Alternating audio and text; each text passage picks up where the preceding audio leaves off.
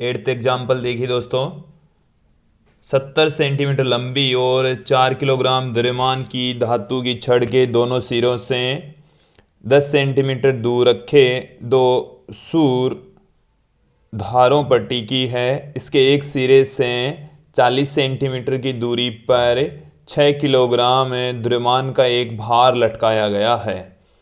क्षूर धारों पर लगने वाले प्रतिक्रिया बलों की गणना कीजिए।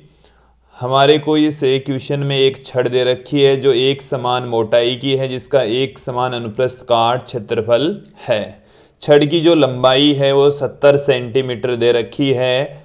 छड़ का जो द्रव्यमान है वो 4 किलोग्राम हमें दे रखा है और छड़ के एक सिरे से 40 सेंटीमीटर की दूरी पर 6 किलोग्राम द्रव्यमान और लटका दिया और उस छड़ को दो क्षूर धारों पर टिकाया गया है। जो क्षूर धार है वो दोनों सिरों से 10 सेंटीमीटर अंदर की ओर है।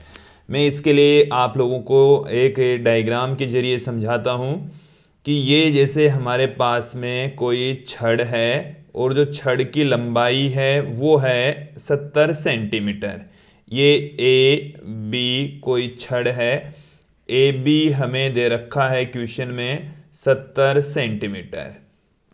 यहां से हम दो क्षूर जो तीखी आकृतियां हैं इसके ऊपर ये टिका हुआ है। जैसे ये कंसीडर कर लें कि ये बिंदु K1 है और ये बिंदु K2 है। तो यहां पर आप देखेंगे कि ए K1 ये 10 सेंटीमीटर है, एक सिरे से 10 सेंटीमीटर अंदर की ओर है, और बी K2 ये भी 10 सेंटीमीटर है। अब यदि हम बात करें K1 K2 की तो ये 50 सेंटीमीटर है, यहां से 50 सेंटीमीटर है। इसका जो द्रव्यमान केंद्र है वो बीचों बीच मौजूद होगा, जिसे हम उसको पुट कर देते हैं। और इस पूरी जो छड़ है इसका द्रव्यमान है हमारे पास में 4 किलोग्राम। छड़ का जो द्रव्यमान है वो हमें 4 किलोग्राम दे रखा है और इसके किसी एक सिरे से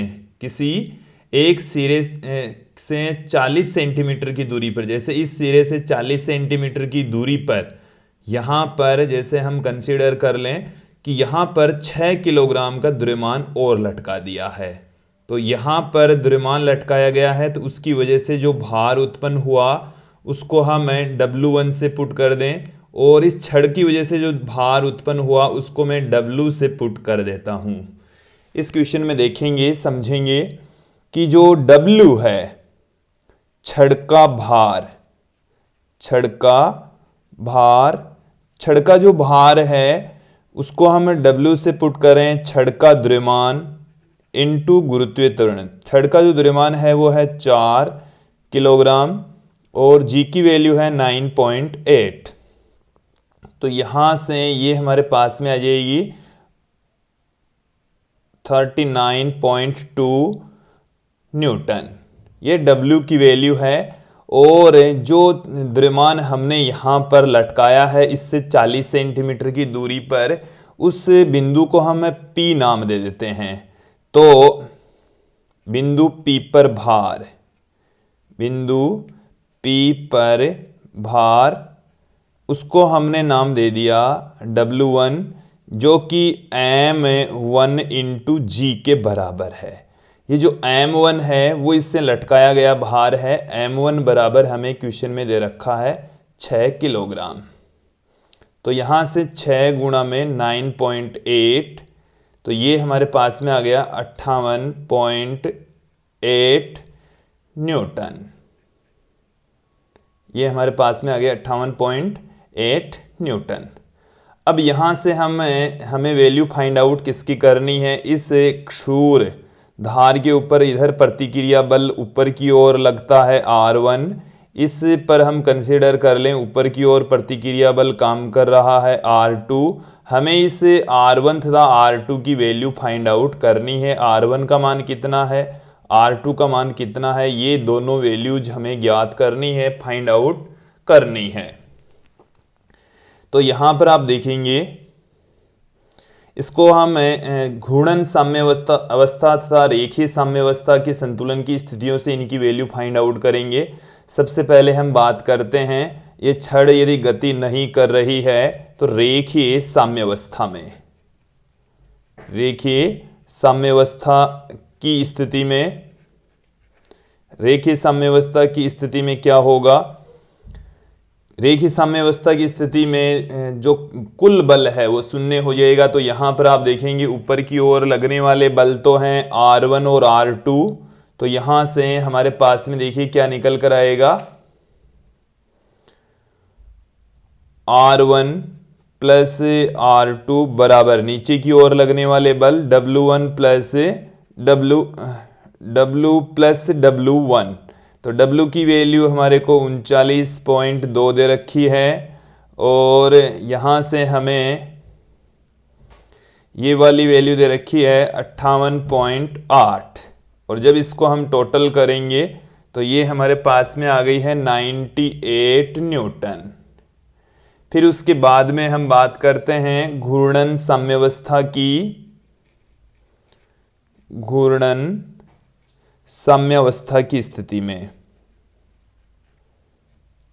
घूर्णन साम्यावस्था की स्थिति में, घूर्णन साम्यावस्था की स्थिति में क्या होगा कि दक्षिणावर्ती बलाघूर्ण और वामावर्ती बलाघूर्ण दोनों का सदिश योग 0 होगा या दोनों बराबर कर सकते हैं। सदिश योग शून्य होता है, कुल बलाघूर्णों का सदिश योग शून्य होगा घूर्णन साम्यावस्था की स्थिति में, या हम कर सकते हैं दक्षिणावर्ती आघूर्ण बराबर होगा वामावर्ती आघूर्ण। तो दक्षिणावर्ती आघूर्ण बराबर होगा वामावर्ती आघूर्ण के, वामावर्ती आघूर्ण के दोनों एक दूसरे के बराबर होंगे। यहां से आप देखेंगे इस डायग्राम से भी आपको समझना है, डायग्राम पर भी नजर बनाए रखें कि इस जी के रेस्पेक्ट यदि हम आघूर्ण देखें तो इसका जो आघूर्ण है ये जो R1 है वो तो इस डायरेक्शन में है, ये इस डायरेक्शन में घूम रहा है, इधर से फोर्स लग रहा है इस डायरेक्शन से ऐसे, तो ये घड़ी की दिशा में लग रहा है, इसके ऊपर दक्षिणावर्ती आघूर्ण लगता है। तो दक्षिणावर्ती आघूर्ण तो हो जाएगा R1, बल तो लग रहा है R1 और इससे इसकी दूरी है K1 इंटू जी, तो R1 K1 जी बराबर वामावर्ती आघूर्ण, तो वामावर्ती आघूर्ण में है एंटी क्लॉकवाइज, तो ये वाला आघूर्ण है वो इस तरीके से लग रहा है, इसकी वजह से आघूर्ण इस दिशा में, इसकी वजह से जो आघूर्ण है वो इस दिशा में, तो ये दोनों ही आघूर्ण, एक तो W1 और R2, ये दोनों एक घड़ी की विपरीत दिशा में, घड़ी की सुई की विपरीत दिशा में वामावर्ती आघूर्ण होते हैं, इसलिए दोनों जुड़ जाएंगे वामावर्ती आघूर्ण में, इनको हम शामिल करेंगे। तो यहां से R2 और इस G के रेस्पेक्ट हम आघूर्ण ज्ञात कर रहे हैं, तो K2 इंटू जी, K2G ये बिंदु है K2 और G भी बिंदु है, तो K2G दूरी हो गई। फिर प्लस में यहां से लेकर ये बल तो लग रहा है बिंदु P पर W1 और दूरी हो जाएगी गुणा में PG, तो आघूर्ण बराबर होता है बल इंटू दूरी, आघूर्ण बराबर होता है बल इंटू में दूरी। तो हमने यहां पर ये लिखा है दक्षिणावर्ती आघूर्ण में ये बल है ये दूरी है, और वामावर्ती आघूर्ण में ये बल ये दूरी प्लस ये बल और ये भी दूरी।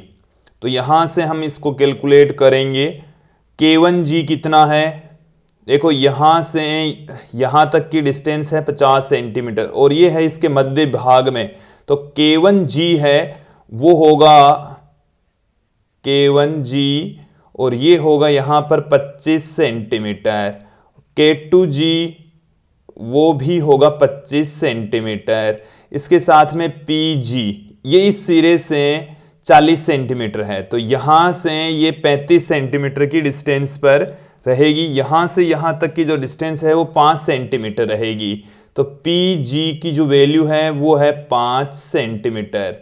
तो ये वाली वैल्यूज भी हमारे यूज में आएगी। तो R1 K1G की वैल्यू है, यदि आप इनको सबको सेंटीमीटर में पुट करें तो कोई दिक्कत नहीं है, सबको मीटर में पुट करें तो कोई दिक्कत नहीं है क्योंकि वो दोनों तरफ से ही कटना है। तो K1G की वैल्यू है 25, तो 25 बराबर R2 K2G की वैल्यू है 25, तो R2 इंटू 25, फिर प्लस में W into 5, W1 into 5। W1 की वैल्यू रख दीजिए, तो R1 इंटू 25, इसको मैं उस तरफ ले जाऊं तो माइनस में R2। अब हमें R1 और R2 की वैल्यू फाइंड आउट करनी है, तो R2 इंटू 25 बराबर W1 की वैल्यू हमने यहां पर पुट कर दी है 58.5, तो ये है 58.8 गुणा 5। यहां से हमें वैल्यू ज्ञात करनी है R1 माइनस R2 की, तो R1 माइनस R2 बराबर आ गया 58.8 इंटू 5 बट्टे में 25। ये यहाँ से 5 टाइम्स चला गया, 5 को इससे डिवाइड करेंगे तो हमारे पास में देखिए क्या निकल कर आएगा, एक बार में फिर एक बार में 3 8 रह गया, 3 8 का मतलब हो गया 35, 7 बार में फिर 3 तो 6 बार में, ये इतना आ गया है। तो R1 प्लस R2 हमें दे रखा है क्वेश्चन में, आ गया है 98 न्यूटन, और R1 माइनस R2 बराबर है 11.76। जब दोनों का एडिशन करेंगे, ये वाली वैल्यू मैंने यहां से पुट की है दोनों वैल्यूज, तो जब दोनों जोड़ देंगे तो 2R1 बराबर कितना आ जाएगा 109.76, और R1 की जो वैल्यू है वो निकल कर आ गई, इसका आधा कर देंगे हम, तो आधा कर देंगे तो कितना आ जाएगा, यहां से आप देखेंगे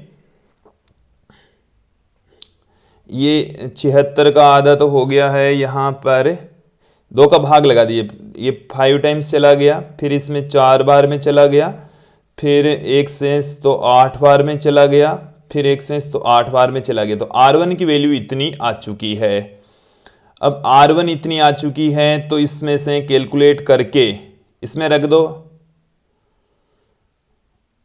इसमें रख दीजिए, 98 में से ये घटा लेंगे तो R2 की वैल्यू हमारे पास में आ जाएगी। हमें R1 तथा R2 की वैल्यू फाइंड आउट करनी है, 43.12 न्यूटन ये प्राप्त हुई है। तो ये है R1 तथा R2 और ये था 8th एग्जाम्पल।